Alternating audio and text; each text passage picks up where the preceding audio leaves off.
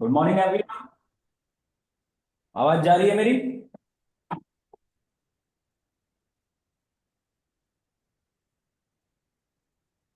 I am audible? आवाज जा रही है आपको? हम्म। प्लीज रिस्पांस दीजिए, आपको आवाज जा रही है? जो भी लोग अभी ज्वाइन हुए हैं। जी सर। ओके। लास्ट टॉपिक हमने पढ़ा था रेजिस्टेंस और साथ ही साथ रजिस्टिविटी। कल मैंने आपको पीपीटी शेयर करके, पीडीएफ शेयर करके ऑनलाइन आपको पढ़ाया था किसके बारे में? रेजिस्टेंस के बारे में और रजिस्टिविटी के बारे में। आज भी हम उसी टॉपिक को आगे देखेंगे। मैं आपको अभी पीपीटी स्क्रीन पे शेयर कर रहा हूं और फिर हम उस पर प्रोसीड करेंगे। ठीक है?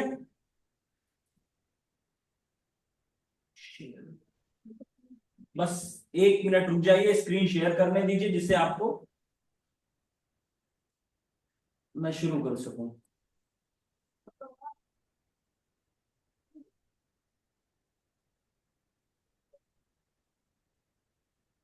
स्क्रीन विजिबल है आप लोगों को? हाँ, दिख रहा है सर। स्क्रीन विजिबल है आप लोगों को? आवाज जा रही है? हाँ, चाह रही है। ठीक। लास्ट टॉपिक हमने पढ़ा था रजिस्टिविटी। हम्म। शुरू किया जाए सेशन? हम्म। हेलो? नौ तीन नौ सात नौ तीन हेलो? शून्य पाँच नौ छः सात सात। हेलो? हाँ, बोलिए सर। हाँ, बस 1 मिनट, शुरू कर रहा हूँ। इसको बंद करिए, स्क्रीन पे शेयर हो रहा है। हेलो। WhatsApp नहीं, वो हाँ, मार दे रहा है। हाँ, मार दे। ट्रांसफार्मर पे काम हो रहा है।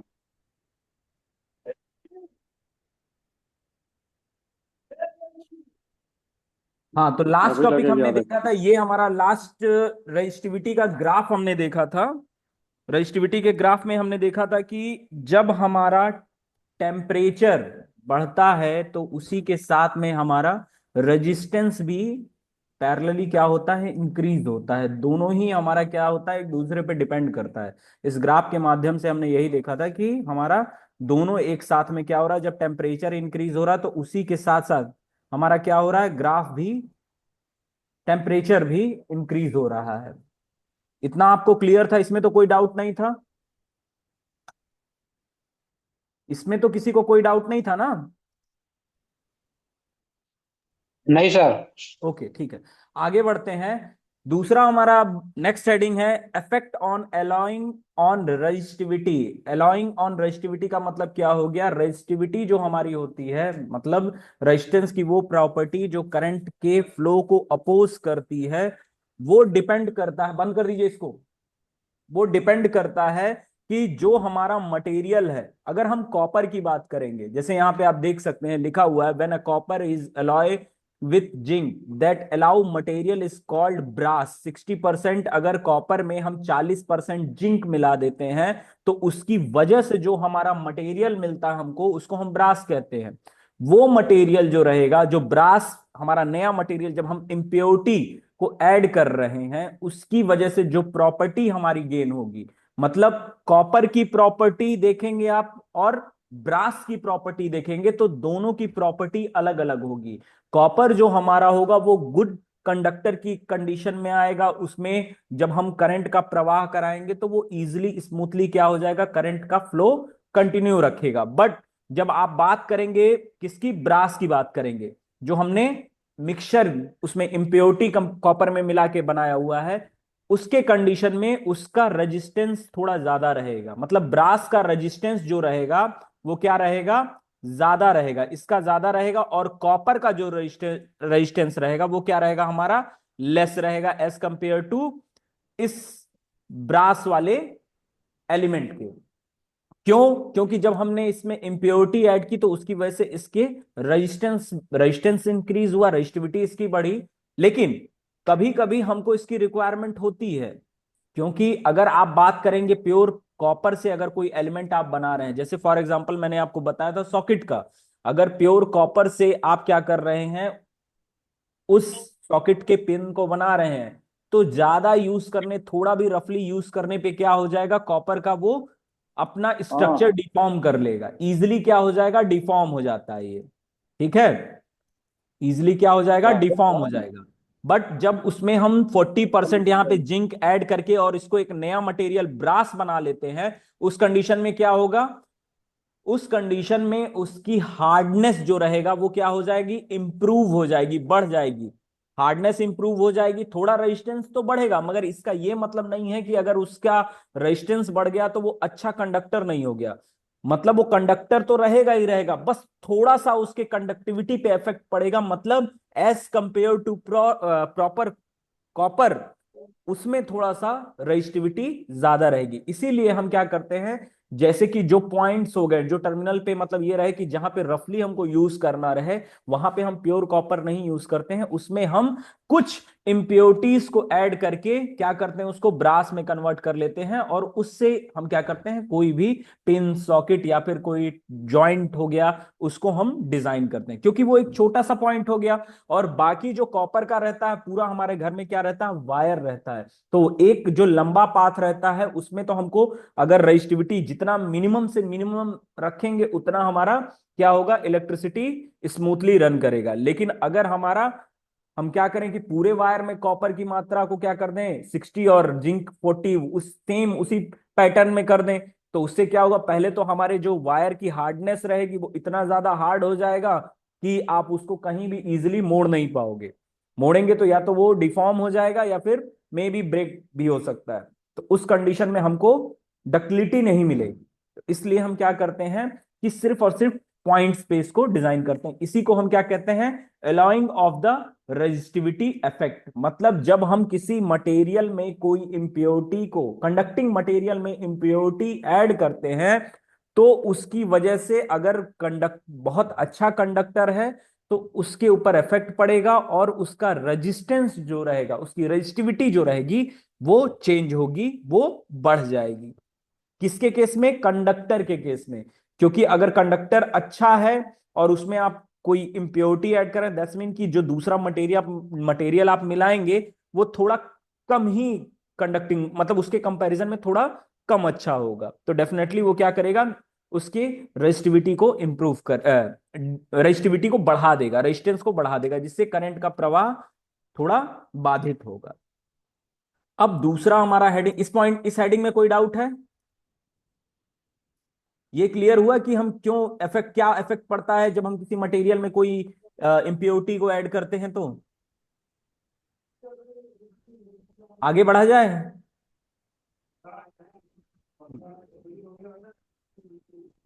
नेक्स्ट हेडिंग है हमारा mechanical, sorry, effect of mechanical stressing on resistivity.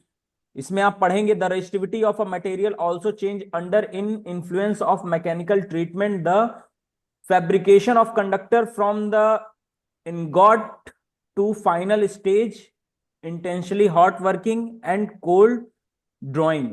मतलब क्या हो गया कि जैसे आप वायर की आप बात कर रहे हो, मैकेनिकल स्ट्रेंथ का बात किया, मैकेनिकल स्ट्रेसिंग का बात हो गया, दो टाइप के हमारे फोर्सेस लगते हैं किसी भी वायर की अगर आप बात करोगे।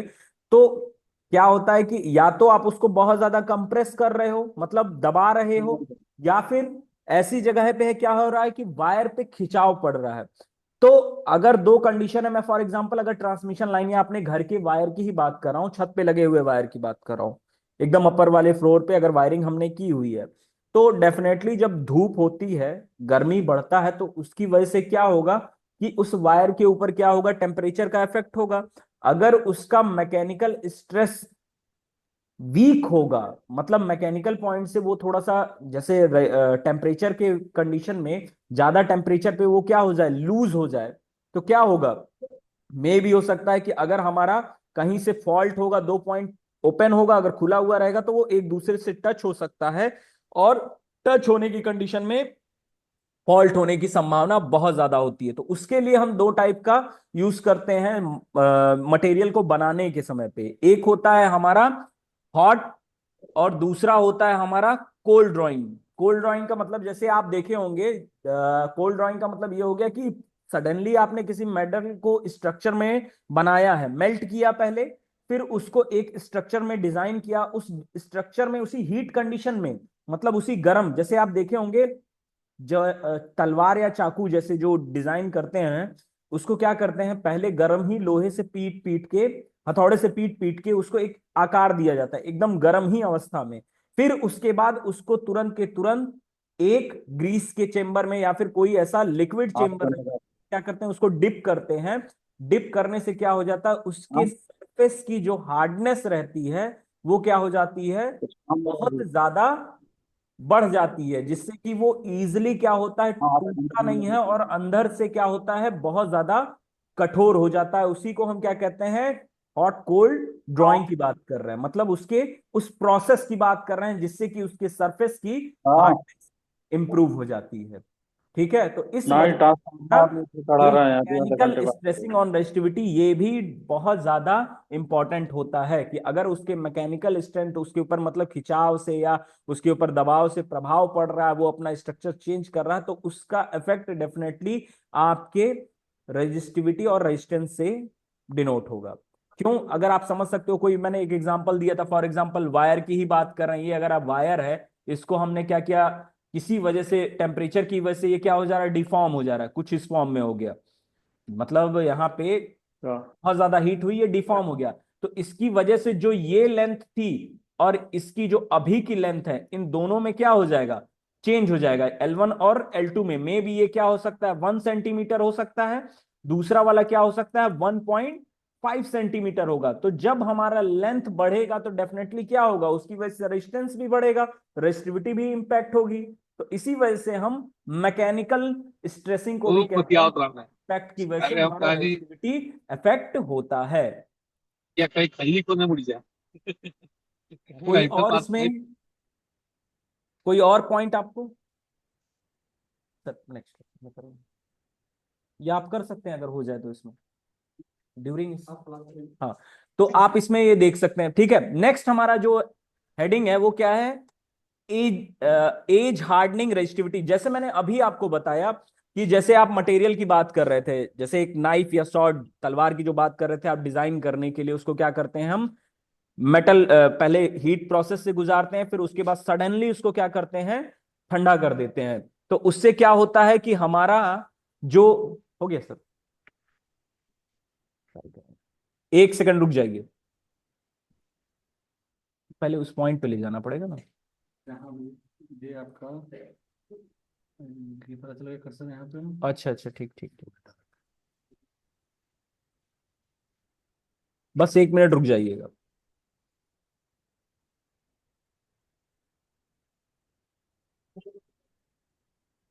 ओके सर, हाँ क्लियर है सर। इसके चलिए कर लिए ड्राइवर इसको रिजल्ट एक्टिवेट कर देंगे। अच्छा सर, ठीक है, मैं इरेजर से यहाँ से इरेज कर लूंगा, कोई दिक्कत नहीं, यहाँ दिया हुआ, ठीक। ओके सर, कोई दिक्कत नहीं, थैंक यू। हाँ, तो मैं ये कह रहा था, जैसे कि आप यहाँ पे देख सकते हैं कि जो ये पॉइंट है हमारा क्या है, effect of ageing hardening on resistivity. मतलब क्या हो गया कि जब हमने क्या किया, एक सॉर्ड को सडनली किसी प्रोसेस में क्या किया, एक सॉर्ड हमारी है, इस सॉर्ड को हमने क्या किया, बनाया, उसको गर्म किया, गर्म करने के बाद इसको स्ट्रक्चर देने के बाद इसको सडनली हमने डिप किया, चाहे वो हमारा ग्रीस का अगर ऑयल की बात करें, हमने उसमें इसको डिप किया, तो उसकी वजह से जो इसका सरफेस रहेगा, इस सरफेस की जो हार्डनिंग रहेगी वो इतनी ज्यादा इंप्रूव हो जाएगी, जिसकी वजह से इसके ऊपर एटमॉस्फेरिक, जो हमारा एटमॉस्फेरिक इफेक्ट रहेगा वो कम से कम पड़ेगा, जिसकी वजह से और फायदे क्या रहेंगे, इसके ऊपर जंग हो गया उसका इफेक्ट नहीं पड़ेगा, या फिर आप इसकी जो लाइफ ड्यूरेबिलिटी होती है, इसकी लाइफ क्या हो जाएगी, बहुत ज्यादा बढ़ जाती है। तो इस वजह से भी हम क्या करते हैं, जो हमारा वायर हो गया या फिर जो भी हमारा कंडक्टिंग मटेरियल रहता है, उसकी एजिंग को बढ़ाने के लिए हम यूज करते हैं एज हार्डनिंग मेथड का, जिसकी वजह से अगर हमारा क्या कहते हैं, इसका सरफेस अगर बहुत ज्यादा चार्ज हो इम्प्रूव है। जैसे फॉर एग्जांपल हाँ। अगर इस पे बहुत ज्यादा रफी है सरफेस, जगह जगह देना डैमेज है, है। तो जो हमारा जी। इलेक्ट्रॉन का फ्लो हाँ, होगा देना वो भी है। क्या होगा, बाधित हाँ, होगा।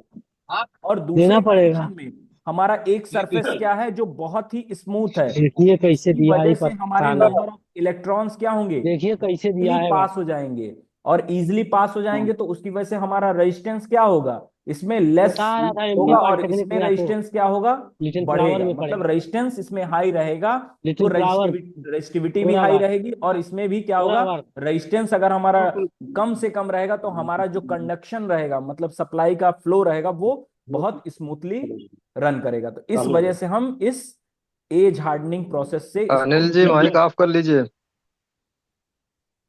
जो भी अनम्यूट किए हुए हैं प्लीज वही। अपने कॉल को म्यूट कर लीजिए।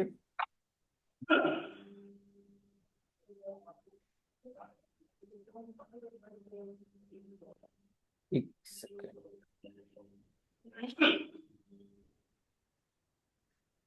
ठीक। इस पॉइंट में कोई दिक्कत हो तो पूछिए, नहीं तो फिर मैं आगे बढ़ूं।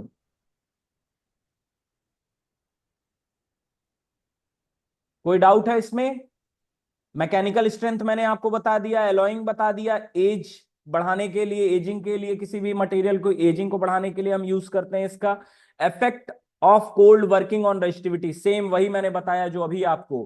क्या होता है कि जब कोल्ड इफेक्ट की आप बात करेंगे, जो हमारा यूज कर रहे हैं हम यहाँ पे, कहाँ गया कर्सर,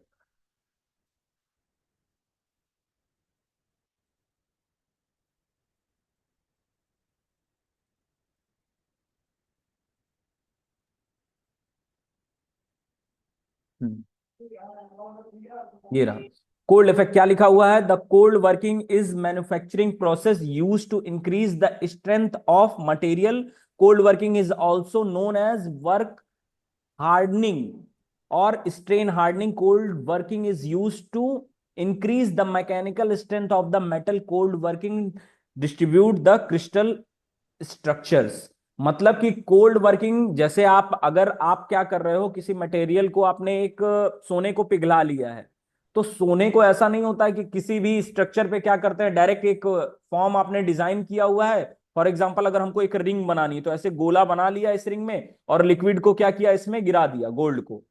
बट अगर आप ऐसा करेंगे तो इसकी वजह से क्या होगा, ये जो इसकी स्ट्रेंथ रहेगी वो बहुत ज्यादा वीक होगी। तो इसकी वजह से हम क्या करते हैं, उस मेटल के स्ट्रक्चर को पहले बनाएंगे, और फिर एक मशीन होती है जिससे क्या करते हैं हम, बारी बारी से प्रोसेस से उसको, इसके लेवल को क्या करते हैं, गुजारते जाते हैं। और एक, जब एक फॉर्म में हमारा हो जाता है, मतलब एक स्ट्रक्चर इस फॉर्म में आ जाता है, तो दोनों को क्या करेंगे, फिर जोड़ लेंगे, और जोड़ने के बाद इस पॉइंट पे क्या करते हैं, हम किसी मटेरियल के द्वारा इसको सोल्ड कर देते हैं या ज्वाइंट कर देते हैं, और फिर हम उसको बनाते हैं। तो इसके कंडीशन में और ये दूसरे वाले में, जिसको हमने मैकेनिकल स्ट्रेंथ से, मतलब कोल्ड वर्क से बिना गर्म किए प्रोसेस किया, दोनों के सरफेस में और स्ट्रेंथ में डिफरेंस आता है। ये थोड़ा सा कंपैरिजन में वीक होगा। इसकी सरफेस क्या होगी, रफ होगी, और इसकी क्या होगी, सरफेस, सरफेस इसकी हार्ड, SMOOTH, स्मूथ होगी, मतलब बहुत ज्यादा स्मूथ सरफेस होगी। और दूसरा क्या होगा, इसकी स्ट्रेंथ हाई होगी, इसकी स्ट्रेंथ हाई होगी। तो इसके कंपैरिजन में दूसरा वाला जो मैकेनिकल प्रोसेस होता है वो बहुत ज्यादा बढ़िया होता है। क्लियर है? आगे बढ़ा जाए। ठीक है। नेक्स्ट हमारा जो लेक्चर है वो है लेक्चर नंबर 4। ये तो प्रीवियस में ही बचा हुआ था। अब आप देखेंगे क्लासिफिकेशंस पे आते हैं। Classification of conducting material.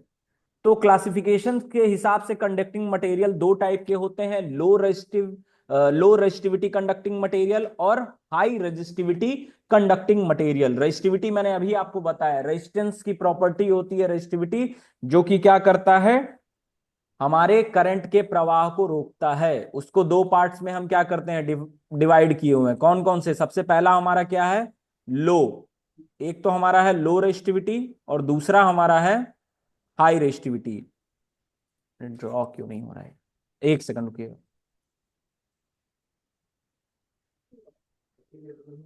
पहला हमारा है लो रेजिस्टिविटी और दूसरा है हमारा हाई रेजिस्टिविटी। तो लो रेजिस्टिविटी और हाई रेजिस्टिविटी का मतलब क्या हो गया? ऐसा मटेरियल जिसमें मतलब पहले तो लो रेजिस्टिविटी हो गया, वो रेजिस्टिविटी वाला मटेरियल जिसमें करंट का प्रवाह बिल्कुल भी बाधित ना हो, बहुत ही इजीली क्या हो जाए हमारे लिए, करंट को स्मूथली क्या करे, फ्लो कराए। दूसरा हमारा क्या है, इसको थोड़ा सा रफली मतलब थोड़ा सा इजी ना हो, करंट का प्रवाह हो बट वो करंट का प्रवाह बाधित हो। जब बाधित होगा तो उसकी वजह से क्या होगा, इफेक्ट करेगा टीएमपीआर, टेम्परेचर इसकी वजह से इफेक्ट होगा। और यहां पे क्या होगा, अगर स्मूथली हो रहा है तो टेम्परेचर क्या रहेगा, टेम्परेचर बहुत ज्यादा नहीं बढ़ेगा, एकदम लेस टेम्परेचर रहेगा। और इस कंडीशन में रफली वाले में टेम्परेचर इंक्रीज होगा। तो थोड़ा और इसको डिटेल में देखने के लिए आइए चलते हैं। नेक्स्ट हमारा है, सेम हम उसी फर्स्ट पॉइंट पे बात करेंगे, लो रेजिस्टिविटी कंडक्टिंग मटेरियल। लो रेजिस्टिविटी कंडक्टिंग, जिसका भी माउस, सॉरी आपकी वॉइस आ रही है, प्लीज अपने कॉल को म्यूट कर लीजिए। अब हम बात करेंगे किसके बारे में, वो पहले वाले point low resistivity conducting material के बारे में। तो आप यहां पढ़ सकते हैं, low resistivity material are used in house wiring as conductor for power transmission and distribution. मतलब क्या हो गया कि जो लो रेजिस्टिविटी कंडक्टिंग मटेरियल होता है जिसमें कि हमारा जो करंट का प्रवाह हो, क्या हो, स्मूथली हो जाए, मतलब बहुत ही स्मूथली आसानी से हो जाए, उस मटेरियल का हम यूज कहां करते हैं, अपने घरों की वायरिंग में करते हैं। पावर ट्रांसमिशन के लिए करेंगे या फिर डिस्ट्रीब्यूशन लाइन के लिए करेंगे। इसका रीजन क्या हो गया, अगर फॉर एग्जांपल हम हाई कंडक्टिंग मटेरियल का यूज करने लगे, हाई कंडक्टिंग मटेरियल का यूज करेंगे तो पता चलेगा क्या है कि जितना हमारा बिजली हम यूज नहीं कर रहे हैं उससे ज्यादा हमारा बिजली क्या हो जाएगा, वेस्ट हो जाएगा। जैसे फॉर एग्जांपल अगर हम आप देखेंगे कि जो हमारे ये वायरलेस चार्जर होते हैं, तो जितना आपका फोन अगर 5 वोल्ट के आसपास चार्जिंग नहीं कर रहा है, उससे ज्यादा वो आपका एनर्जी को वेस्ट करता है, क्योंकि उसमें फिजिकल आपके कोई भी कांटेक्ट रहते नहीं है। तो वो जो लॉस होता है, वो मतलब जो एक्स्ट्रा चार्ज जो जनरेट होता है वो क्या हो जाता है, हमारा हीट के फॉर्म में लॉस हो जाता है। तो उस कंडीशन में लॉसेस ज्यादा रहते हैं। तो लो कंडक्टिव रेजिस्टिविटी मटेरियल का हम यूज कहां करते हैं, अपने घरों की वायरिंग के लिए यूज करते हैं। ऐसी जगहों पे करेंगे जहां पे हमारा क्या हो जाए कि जो पावर का ट्रांसमिशन है वो इजीली हो जाए। और कहां कहां पे, in winding of the transformer and machine like Motors और जनरेटर्स। मोटर और जनरेटर के भी केसेस में जो भी हमारी वायरिंग यूज होती है, उन वायरिंग के लिए हम किस चीज का यूज करते हैं, ऐसे मटेरियल का यूज करते हैं, ऐसे वायर का यूज करते हैं जिनकी रेजिस्टिविटी क्या होती है, बहुत ज्यादा लो होती है। क्लियर है, इसमें कोई डाउट? फिर एक पॉइंट और आपको दिखाने के लिए है इसमें कि जैसे कॉपर और अल्यूमिनियम आर द एग्जाम्पल और commercially acceptable low resistivity material. Silver has low resistivity than copper, but because it prohibitive cost its use commercially as the conductor not variable। मतलब क्या हो गया कि कॉपर और एल्युमिनियम का use ज्यादातर हमारे घरों के डिवाइसेस, मशीनरी और जितने भी हमारे घरों के इक्विपमेंट्स हो गए उनमें किया जाता है।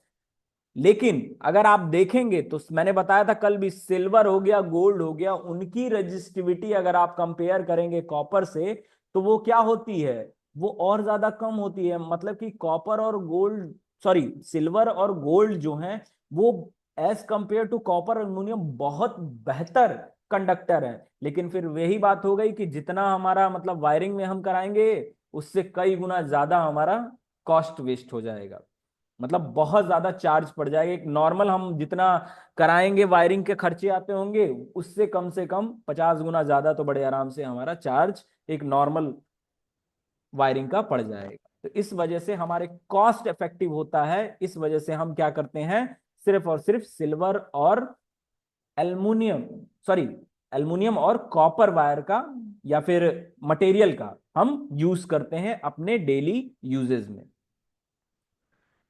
इसके फायदे क्या क्या होते हैं, लो टेम्परेचर कोफिशिएंट। जब डेफिनेटली हमारा, मैंने बताया था कि अगर नंबर ऑफ इलेक्ट्रॉन्स हमारे इजीली क्या हो रहे हैं, मूव कर रहे हैं उसमें कोई भी बाधा नहीं आ रही है, तो डेफिनेटली ये क्या होगा, टेम्परेचर को अफेक्ट नहीं करेगा, मतलब टेम्परेचर इस कंडीशन में क्या होगा, लो होगा। साथ ही साथ मैकेनिकल स्ट्रेंथ के लिए भी हम देखेंगे, तो मैकेनिकल स्ट्रेंथ में भी हम यूज करते हैं इस चीज को ध्यान रखते हैं कि the overhead line conductor used for transmission and distribution of electrical power and subjected to stress due to wind and own weight. जैसे कि जब हम बात करेंगे ट्रांसमिशन लाइन की, जो हमारा ट्रांसमिशन लाइन होता है कुछ इस टाइप में, तो ये जो दोनों पॉइंट होते हैं इसको सैग कहते हैं। ये जो एंगल होता है ये सैग होता है। सैग का जो एंगल होता है, डेफिनेटली जब हम इस वायर को ऐसे सीधा तो बिछाते नहीं है कि जो दो पोल्स के बीच में एकदम टाइट करके बांध दिया हो, ऐसा तो नहीं होता है। हमारा जो वायर रहता है वो क्या रहता है, थोड़ा सा झुका रहता है कुछ इस टाइप में। एक सेकेंड रुकिएगा।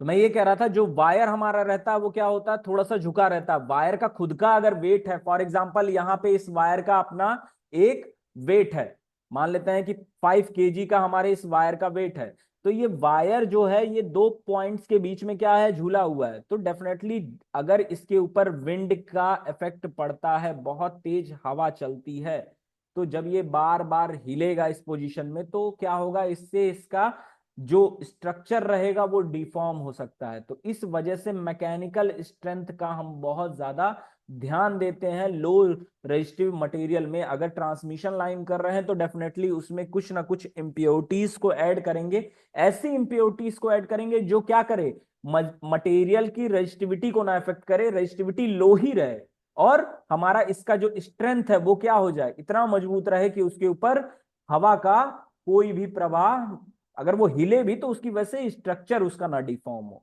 खुद के वेट से अगर ज्यादा लंबे समय तक ऐसा रहे कि ये ऐसे ही लटका हुआ है, उसकी वजह से पता चले इसके ऊपर जो क्या कहते हैं ग्रेविटी का इफेक्ट पड़ रहा है, उसकी वजह से क्या हो रहा है, ये डिफॉर्म हो जा रहा है, तो भी हमारे लिए क्या होगा, नुकसान होगा। तो इन सारी चीजों को अवॉइड करने के लिए हम क्या करते हैं कि लो रेजिस्टिव मटेरियल में कुछ इम्प्योरिटीज को ऐड करते हैं।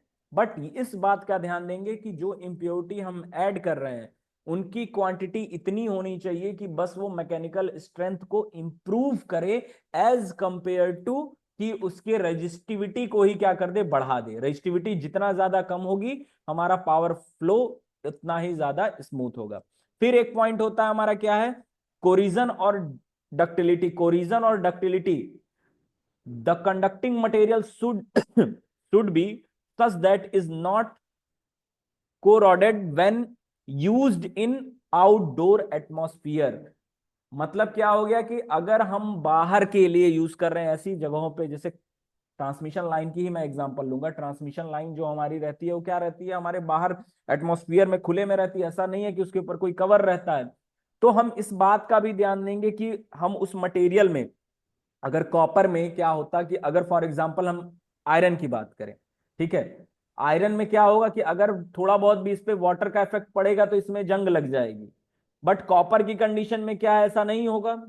लेकिन एल्युमिनियम भी अगर ज्यादा समय तक उसमें कुछ इंप्योरिटीज हमने ऐड की हुई है उसकी स्ट्रेंथ को बढ़ाने के लिए, तो हम इस बात का ध्यान देंगे कि उसके ऊपर उस इंप्योरिटी का इफेक्ट इतना भी ज्यादा ना पड़ जाए कि जहां पे बहुत ज्यादा बारिश हो रही हो, तो हम कोशिश करेंगे कि उस मॉइस्चर को वो क्या करे, ज्यादा एब्जॉर्ब ना करे, उसके सरफेस पे पानी कम से कम रुके, या फिर उसके अंदर मॉइस्चर एब्जॉर्ब ना हो, या फिर उसके ऊपर जंग लगने की संभावना ना हो। उसी को हम कोरिजन कहते हैं। कोरिजन मतलब जो हमारा एटमॉस्फेरिक प्रवाह प्रभाव उसके ऊपर कम से कम पड़े, इस बात का भी हम ध्यान देते हैं।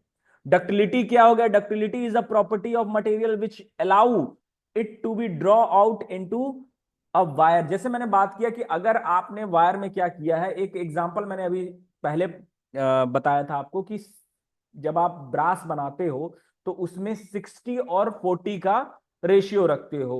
अगर उस रेशियो को हम क्या कर दें, जिंक को 60 कर दें और क्या कर दें, कॉपर को 40 कर दें, तो क्या होगा, पता चलेगा कि कंडक्टिविटी भी हमारी उतनी स्मूथ नहीं रहेगी, रेजिस्टेंस बहुत ज्यादा हो जाएगा, और इसका क्या हो जाएगा प्रभाव, ये बहुत ज्यादा हार्ड हो जाएगा, इतना हार्ड हो जाएगा कि इससे हम वायर बना ही नहीं पाएंगे। जितना इजीली हम वायर को अपने घरों में बिछा लेते हैं, मोड़ लेते हैं, जैसे अगर घर का नक्शा कुछ इस टाइप में है तो वायर को हम क्या तोड़ते तो नहीं है ना, ऐसे बेंड करना पड़ता हो, इजीली हम क्या करते हैं, बिछा लेते हैं तार को। लेकिन अगर ये इतना ज्यादा हार्ड हो कि इसको मोड़ना बहुत ज्यादा मुश्किल हो, तो वायर को क्या करना पड़ेगा, पता चलेगा कुछ इस तरीके से सीधी सीधी लाइन में वायर बिछाना पड़ेगा, और ये ज्यादा नुकसान करेगा, मतलब इजिली हमारे लिए करना इसको संभव नहीं रहेगा।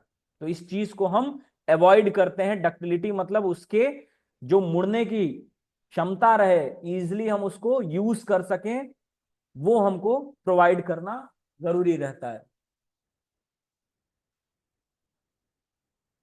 फिर हम यहां पे देखेंगे, लास्ट हमारा जो टॉपिक है वो है solderability.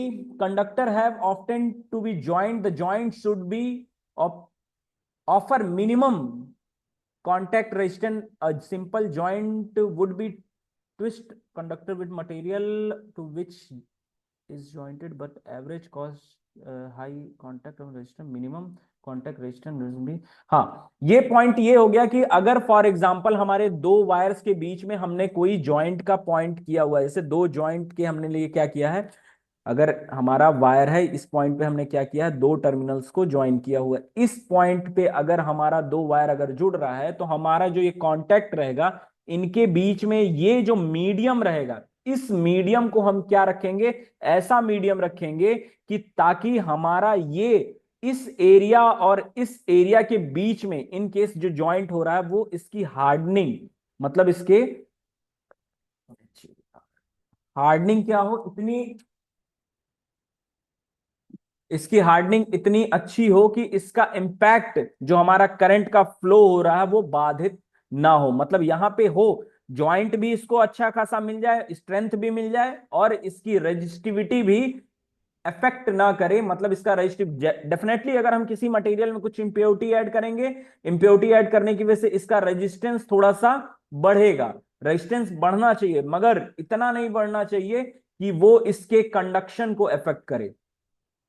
ठीक है, इसके कंडक्शन को इफेक्ट नहीं करना चाहिए, और साथ ही साथ इसको स्ट्रेंथ प्रोवाइड कर दे, और जो हमारा इसका स्ट्रक्चर है, स्ट्रक्चर भी इसको हम इजीली डिजाइन कर सकें, मैकेनिकल स्ट्रेंथ और टेम्परेचर, जो अभी मैंने पढ़ाया टेम्परेचर इफेक्ट, या और जितने भी क्राइटेरियाज हो उनका इफेक्ट इसके उस जॉइंट पॉइंट पे या उस एंगल पे ना हो। इनकेस अगर हमको उसको ट्विस्ट करना पड़े, मोड़ना पड़े उस पॉइंट से, तो उसकी वजह से ऐसा ना हो कि यही जो जॉइंट पॉइंट है वो क्या हो जाए, टूट जाए या डैमेज हो जाए। क्लियर है? इसमें अगर आपको अभी तक में कोई डाउट हो तो पूछिए, नहीं तो इस सेशन को मैं अब यहीं पे क्लोज करूंगा। इसमें कोई डाउट हो तो आप पूछिए।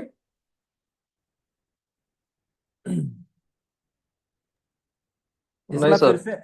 फिर से दिखा देता हूं कि हमने अभी जो पढ़ा था इससे पहले वाले में, एक मिनट रुक जाइएगा फिर आप पूछिएगा। हाँ, थर्ड लेक्चर में हमने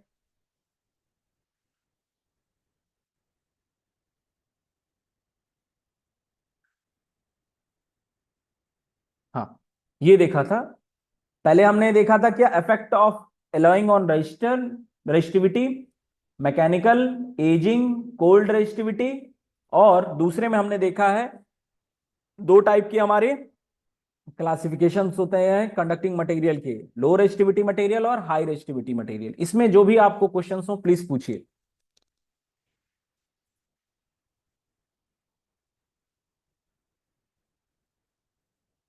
इसमें कोई क्वेश्चंस हैं आपके?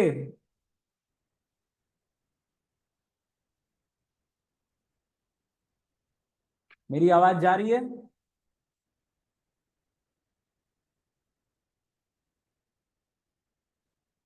हेलो?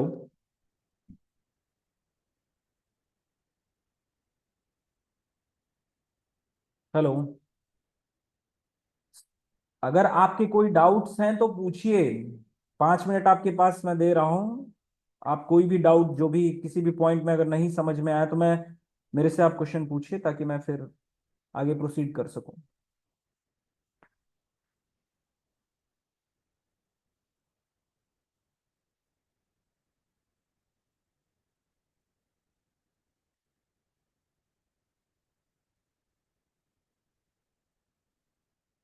एक बार आप लोग अपने अटेंडेंस को ग्रुप में शेयर कर दीजिए, जो भी लोग अभी ज्वाइन किए हुए हैं अपने रोल नंबर को एक बार चैट बॉक्स में सेंड कर दीजिए ताकि आपकी अटेंडेंस में लगा सकूं। प्लीज इसको थोड़ा जल्दी करिए।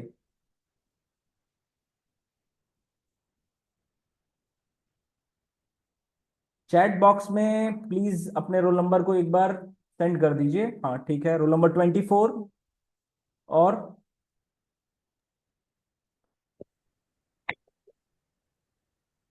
29। Roll number 24, 29, 1।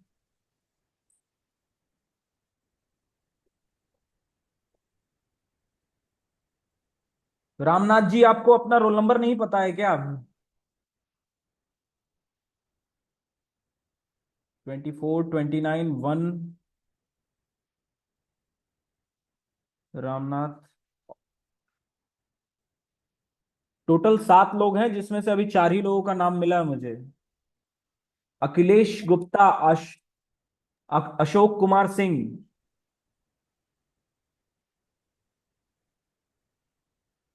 अखिलेश गुप्ता जी, आपका तो जी, roll Akhilesh number. Gupta first. हाँ, जी। आपका तो ठीक है।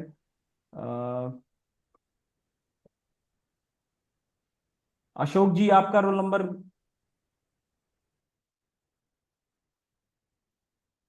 आप म्यूट पे हैं सर। अशोक कुमार सिंह जी, आप म्यूट पे हैं। या तो टाइप, अच्छा ठीक है, थैंक यू। Roll number 15। और कोई? 5 ही लोग हुए, 2 लोग। किसी एक और है कोई जिसका रोल नंबर नहीं क्लियर है? ठीक है, थैंक यू। इस मीटिंग को मैं अब यहीं पे ओवर कर रहा हूं। नेक्स्ट क्लास में हम देखेंगे हाई रेजिस्टिविटी कंडक्टिंग मटेरियल की। ऐसा मटेरियल क्यों ओके हम सर। जिसमें रेजिस्टेंस की प्रॉपर्टी को ज्यादा बढ़ा के रखते हैं। मैं आपको नोट्स ग्रुप में शेयर कर दे रहा हूं, थोड़ा बहुत आप भी लोग पढ़ लीजिएगा ताकि मैं जब एक्सप्लेन करूं तो ज्यादा इजी पड़े। Okay, thank you. Okay, thank you sir.